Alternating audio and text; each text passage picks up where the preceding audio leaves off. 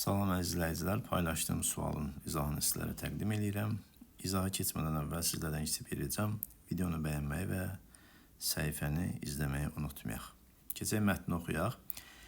Epigenetika DNT ardıcıllığını dəyişdirmədən genlərin ekspressiyasını modulyasiya edən mürəkkəb molekulyar mexanizmləri öyrənən sahədir. Metil qrupu əlavə edilməsi, asetil qrupu modifikasiyaları və histon zülallarının kimyəvi dəyişiklikləri genlərin transkripsiya səviyyəsini artırır və ya yatırır. Bu epigenetik modifikasiyalar həm hüceyrə daxili, həm də ətraf mühit faktorlarının təsiri altında baş verir və bəzi hallarda irsi olaraq nəsildən nəslə ötürülə bilər. Epigenetik proseslər xərçəng, metabolik xəstəliklər, nevroloji pozuntular və immun sistemin disfunksiyasının patogenizində kritik rol oynayır. Bu sahə həmçinin orqanizmlərin ətraf mühit dəyişikliklərinə adaptasiya imkanlarını göstərir və müasir molekulyar biologiya və biotexnologiya tədqiqatlarına yeni perspektivlər açır. Şərtdə deyir ki, epigenetik modifikasiyaların təbiətinə dair aşağıdakı mülahizələrdən hansı mətnin məzmunla ziddiyyət təşkil edir? Deməli, aşağıdakılardan biri buradakılara uyğun deyil. Bunlar buradakıların əksidir. Ümumiyyətlə, mətndəki əsas fikirləri bir-bir cümlə-cümlə çıxaraq, görək bizə nə deyir? Deyir ki, epigenetika DNT ardıcıllığını dəyişdirmir. Yalnız genlərin fəaliyyət səviyyəsini dəyişir, ekspressiyasını dəyişir. Burada deyir, DNT ardıcıllığı dəyişdirmədən, düzdür, və burada sonra nə deyir? Səviyyəsini artırır və ya yatırır. Yəni, bunun səviyyəsindən oynayır. Elə ki, DNT ardıcıllığını dəyişmir, sadəcə genlərin fəaliyyət səviyyəsini dəyişir. Sonra bu proseslərdə metiliyasiya, asetilləşmə və histon modifikasiyası iştirak edir. Burada nədir? Metil qrupu əlavə edilməsi metilasiyadır.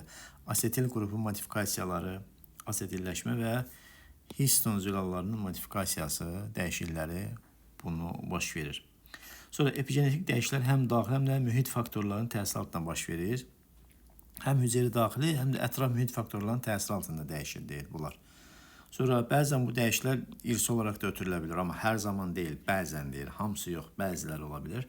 Sonra digər burada bəzi xəstəliklərin adını çəkir, onlarda rolu var və ən sonunda da bu sahə canlıların mühitə adaptasiya imkanlarını göstərir və biologiyada yeni perspektivlər açır. İndi bir-bir bəndlərə nəzər salaq görək, hansı bunlardan ziddiyyət təşkil edir?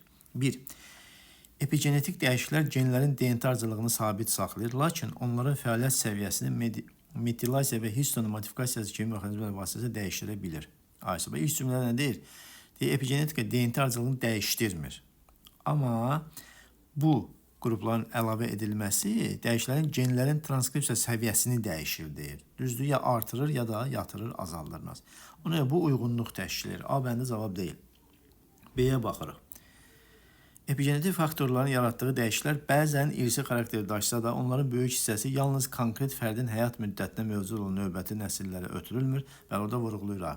Bəzi hallarda irsi olaraq nəsildən nəsilə ötürülür. Amma çox zaman da həm hüceyrə daxili, həm də ətraf mühit faktorlarının təsiri altında baş verir. Yəni, insanın fərdi təsirlərlə əlaqəlidir. Bunu vurğuladıq. B də uyğundur.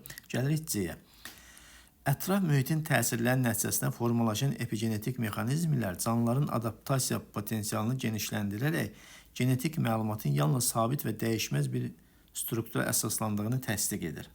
Bu ziddiyyətdir. Niyə?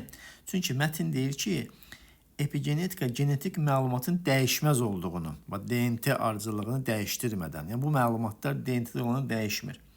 Mühitin təsirli ekspressiyasını dəyişə bildiyini göstərir. Yəni, adaptasiya genetik məlumatın sabitliyini deyil, əksinə çevikliyini nümayiş etdirir. Düzdür, yəni genetik məlumatın çevikliyini nümayiş etdirir. Bax, bu ziddiyyət təşkil edir. D-yə baxırıq. Epigenetik mexanizmlərin xərçəngdən metabolik sindromlara, nevroloji disfunksiyalardan digər sistem xəstəliyinə qədər geniş spektrli patogenetik proseslərdə rol olması onların tibbi və elmi əhəmiyyətini artırır. Bax, buradakı cümlədə bu öz əksini tapıb. Y-yə baxırıq. Müasir molekulyar biologiyada epigenetik tədqiqatlar yeni istiqamətlərin formalaşmasına səbəb olur və bununla gen ifadəsi ilə mühit faktorları arasındakı dinamik qarşılıqlı təsir daha dərindən araşdırılır. Bəli, bu da mətnə uyğundur ki, son cümlədə deyir ki, bu sahə həmçinin orqanizmlərin ətraf mühit dəyişikliklərinə adaptasiya imkanlarını göstərir və müasir molekulyar biologiya və biotexnologiya tədqiqatları yeni perspektivlər açır. Bəli, əziz həmkarlar, sertifikasiya və miq imtahanına hazırlaşan müəllimlər, siz də belə mətnləri daha çox rahat işləmək üçün bizim sınaq qruplarımıza qoşulub və yaxud da dərs qruplarımıza qoşulub davam edə bilərsiniz. Sağ olun, növbəti izahlarda görüşmək ümidi ilə.